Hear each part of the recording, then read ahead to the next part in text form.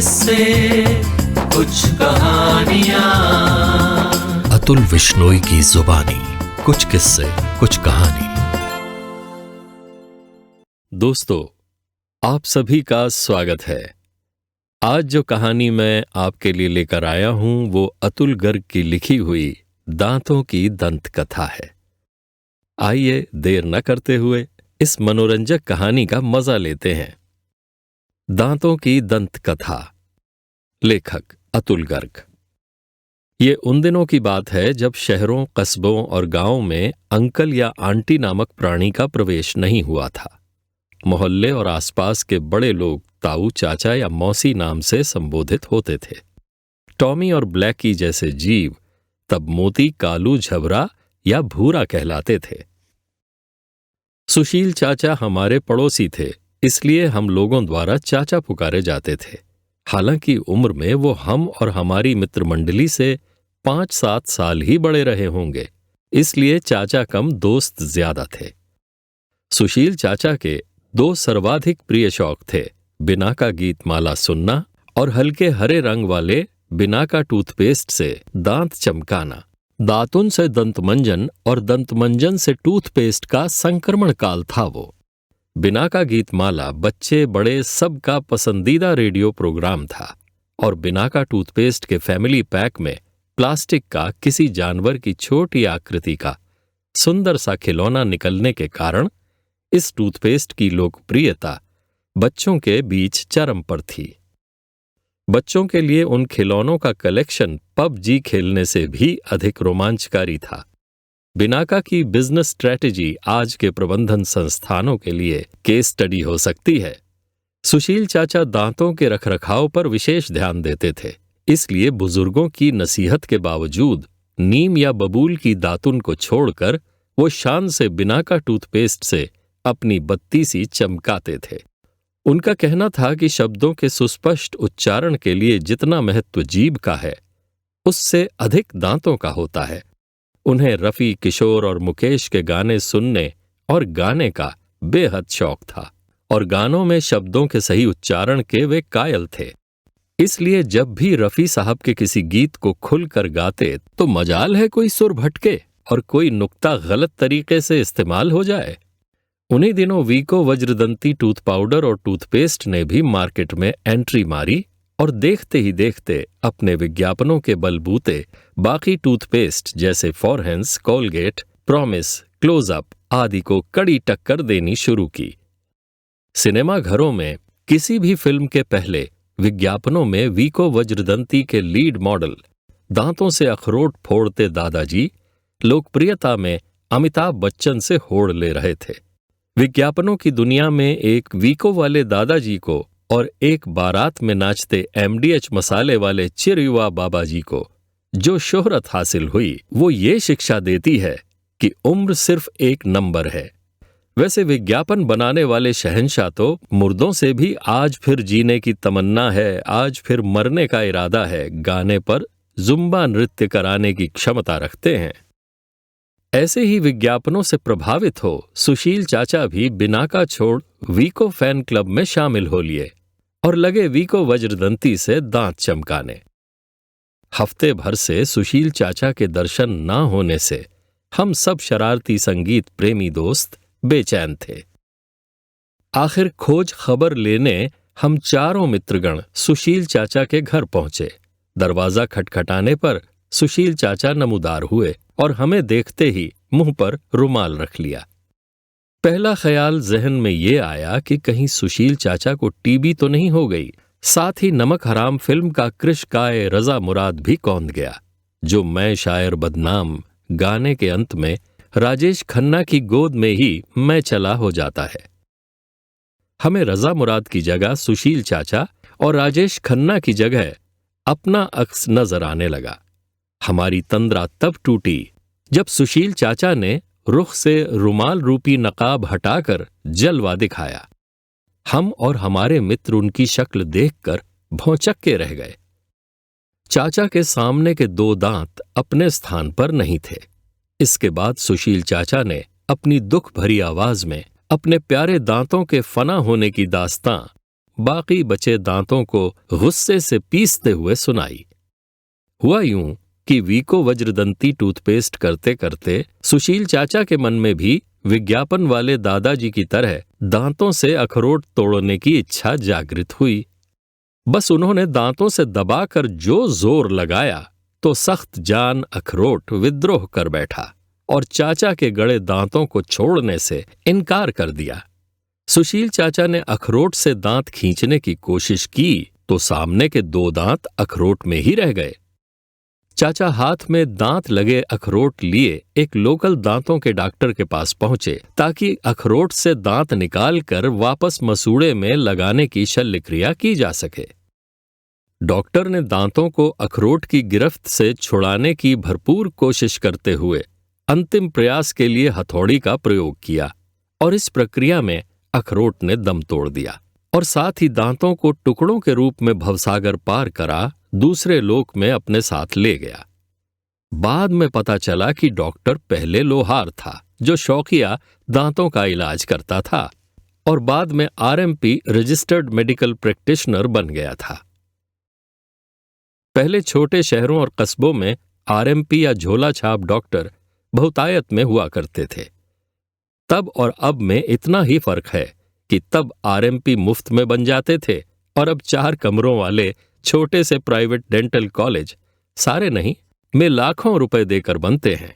हाँ, नाम के आगे बीडीएस और एमडीएस की डिग्री जरूर लग जाती है, पर आम लोगों और मेडिकल कॉलेज में दंतुल ही कहलाते हैं। वैसे दंतुल का अर्थ होता है बड़े दांतों वाला। कब, क्यों, कहां और कैसे ये दंतुल कहलाए जाने लगे, ये अलग शोध का विषय है। उस दिन के बाद से सुशील चाचा को 3 चीजों से दुश्मनी हो गई: टूथपेस्ट, अखरोट और झोला छाप दंतुल आरएमपी। चाचा ने फिर से नीम की दातुन शुरू कर दी। हालांकि बिना का गीतमाला सुनने का मोह वो फिर भी नहीं त्याग पाए, किंतु इस घटना के बाद सुशील चाचा के शुद्ध उच्चारण में सामने के 2 दांत न होने के कारण भारी परिवर्तन आ गया था। अब वो स बोलते तो दांतों के बीच से हवा पास होने के कारण फ की ध्वनि निकलती। हिंदी वर्णमाला के स, श और श एकाकार होकर फ हो गए। सुशील चाचा के साथ दांतों वाली दुर्घटना के काफी दिनों बाद गीत संगीत की महफिल जमी थी। सावन का महीना था, हल्की फुहार पड़ रही थीं, जिसे हमारे अंग्रेजी दां दोस्त ड्रिजलिंग कहते हैं। हम मित्रों के टीन शेड वाले अड्डे पर बारिश की बूंदें मध्यम ताल दे रही थीं। हम लोगों ने सुशील चाचा से मुकेश के गाने की फरमाइश रखी। काफी ना नुकुर के बाद सुशील चाचा ने तान छेड़ी: पावन का महीना पवन करे फोर, पवन करे फोर। अरे बाबा, फोर नहीं, फोर फोर। पवन करे फोर। हाँ, अब जब शोर और शोर सब फोर हो गया तो हंसी रोकने में हम दोस्तों, मतलब कि दोस्तों का दम घुटने लगा। हमें सुशील चाचा के उस कथन का महत्व समझ आ गया जिसमें उन्होंने कहा था कि शब्दों के सही उच्चारण में जीभ से भी ज्यादा महत्व दांतों का होता है। बस उस दिन से सुशील चाचा हम और हमारे मित्रों के लिए फुफील चाचा हो गए और आजीवन फुफील चाचा ही रहे। हम लोगों के लिए एक नई और मनोरंजक भाषा का आविष्कार हो गया, जिसे हम लोगों ने फक्कड़ बोली का नाम दिया, जिसमें हिंदी वर्णमाला के स, श और श अक्षरों को फ पढ़ा, लिखा और बोला जाता था। बड़े क्रांतिकारी आविष्कार और खोजें छोटी घटनाओं से ही होती हैं। अब हम लोग ढूंढ ढूंढ कर ऐसे गानों की फरमाइश करते थे जिसमें ज्यादा से ज्यादा बार फ आए। हमारी फरमाइश पर फुफील चाचा ने किशोर कुमार का गाना आंखें बंद कर तन्मय होकर गाया: नदिया फे दरिया, दरिया फे फागर, फागर फे गहरा जाम, फागर फे गहरा जाम, हो जाम काम में डूब गई यारों मेरे, जीवन की हर फाम। बीच में ही हमारे दोस्तों ने फुसफुसाते हुए हमें कोहनी मारी कि इसके बाद रफी साहब का गाना बाहोफो हवाफ मैं दीवाना, ये आज वफियत करता हूं, ये दिल ये जान मिले तुमको, मैं तुमसे मोहब्बत करता हूं, सुनेंगे।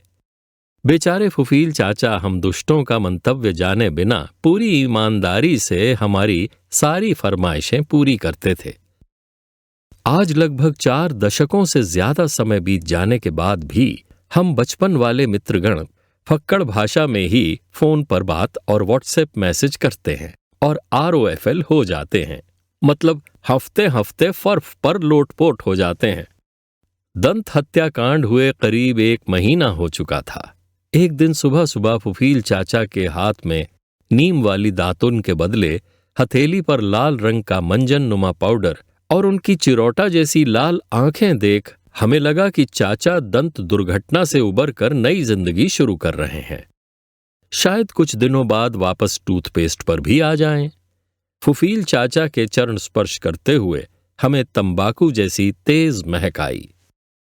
हमारी जिज्ञासा के उत्तर में उन्होंने बताया कि ये दंत मंजन जैफा पाउडर दरअसल गुल है, वो भी मूफा यानी मूसा का प्रसिद्ध गुल। इसके इस्तेमाल से दांतों में पायरिया नहीं होता, वह बाई प्रोडक्ट के रूप में दिव्य निपटान की प्राप्ति होती है। चूंकि बनारस में सब कुछ दिव्य होता है, इसलिए निपटान यानी नित्य क्रिया से निवृत्ति का भी दिव्य होना आवश्यक है। बस इतना समझ लीजिए कि भांग के गोले और मूसा के गुल से निपटान की दिव्यता और उस दिव्यता के मानक का निर्धारण कोई काशीवासी ही कर सकता है। धीरे धीरे फुफील चाचा की जिंदगी वापस पटरी पर आ गई, मतलब कि वो फिर से टूथपेस्ट पर लौट आए, लेकिन दिवंगत दांतों से जुदाई की पीड़ा यदा कदा उनके गीतों में झलक जाती थी, या यूं कहें कि हम श्रोता मित्रगण उनका अर्थ खी खी करते हुए अनर्थ कर लेते थे। मिसाल के तौर पर जब वो मुकेश का दुनिया पे जाने वाले जाने चले जाते हैं कहाँ, कैफे ढूंढे कोई उनको, नहीं कदमों के भी निफा, या रफी साहब का नफरत की दुनिया को छोड़कर प्यार की दुनिया में खुश रहना मेरे यार गीत गाते, तो हमें यही लगता कि ये सारे गीत वो अपने 2 दिवंगत दांतों के लिए गा रहे हैं। बस कसर ड्राइंग रूम में बड़ी माला चढ़ी स्वर्गीय दांतों की तस्वीर की रह गई थी। समय के साथ बाजार में तमाम नए टूथपेस्ट और दंतमंजन विभिन्न रंग, गंध और स्वादों में अपने मोहक विज्ञापनों, कर्णप्रिय स्लोगन्स और लोकप्रिय मॉडल्स के साथ रेडियो, टीवी और सिनेमा घरों में छा गए थे। इधर टूथपेस्टों और उनके आकर्षक विज्ञापनों की संख्या बढ़ती जा रही थी, उधर फुफील चाचा की तलखियां भी। एक टूथपेस्ट के विज्ञापन में जब सफेद कोट पहने हाथ में टूथपेस्ट लेकर दर्शकों को दिखाते हुए डॉक्टर ये घोषणा करता है कि ये टूथपेस्ट दांतों के डॉक्टर द्वारा बनाया गया है, तो फुफील चाचा तुरंत प्रतिक्रिया देते, देख रहे हो फालों को, ये टूथपेस्ट दांतों के डॉक्टर ने बनाया है, जैसे कि जो हम इस्तेमाल कर रहे हैं वो किसी हलवाई ने बनाया है। फकल देखो इस डॉक्टर की, जैसे किसी घफियारे को सफेद कोट पहनाकर गले में स्टेथोस्कोप डालकर पकड़ लाए हों। साला स्टेथोस्कोप से क्या दांतों की नब्ज चेक करेगा ये गफियारा? कहते कहते चाचा की आंखें गुस्से से लाल हो गई थी। झोला छाप दंतुलों के प्रति चाचा का रोष अभी तक बरकरार था। उसके बाद टूथपेस्ट में नमक वाला विज्ञापन देखकर फुफील चाचा बिदक गए और घुर्राए। अब इसी नौटंकी की कमी रह गई थी। कोई नमक डाल रहा है, कोई लौंग, कोई पुदीना, तो कोई हल्दी। अबे सीधे टूथपेस्ट का अचार क्यों नहीं बना देते? मन करे तो बर्फ में लगाकर दांत मांज लो, नहीं तो पराठे के साथ खा लो। धीरे धीरे हम मित्रगण अपनी पढ़ाई, नौकरी और अन्य पारिवारिक जिम्मेदारियों में व्यस्त होते चले गए और शहर भी अलग हो गए। हम दोस्त तो बाद में व्हाट्सएप पर जुड़ गए, बस फुफील चाचा का ही अता पता नहीं था। कल अपने पुराने शहर के एक पुराने परिचित से पता चला कि पिछले महीने ही फुफील चाचा का अचानक देहावसान हो गया।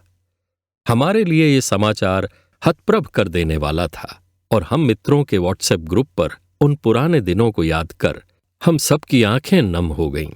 साथ ही पुराने नए सारे टूथपेस्ट और दंतमंजनों के विज्ञापन भी जहन में घूम गए और आनंद फिल्म का उनका पसंदीदा डायलॉग भी, जिसे वो अक्सर बोला करते थे, बाबू मोफाय, जिंदगी बड़ी होनी चाहिए, लंबी नहीं।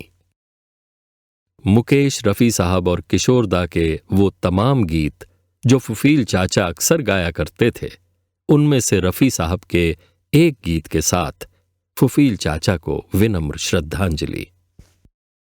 एहसान मेरे दिल पे तुम्हारा है दोस्तों, ये दिल तुम्हारे प्यार का मारा है दोस्तों। यारों ने मेरे वास्ते क्या कुछ नहीं किया, फौबार फुकरिया रे फौबार फुकरिया।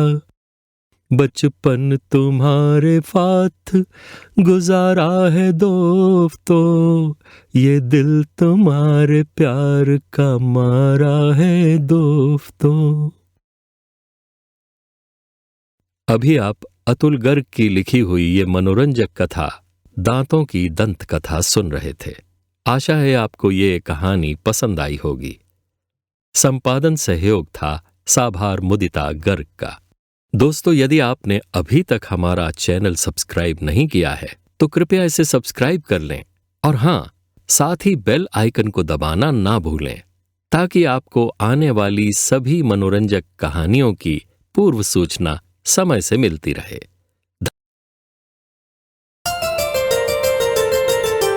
कुछ किस्से, कुछ कहानियां, अतुल विश्नोई की जुबानी। कुछ किस्से, कुछ कहानी।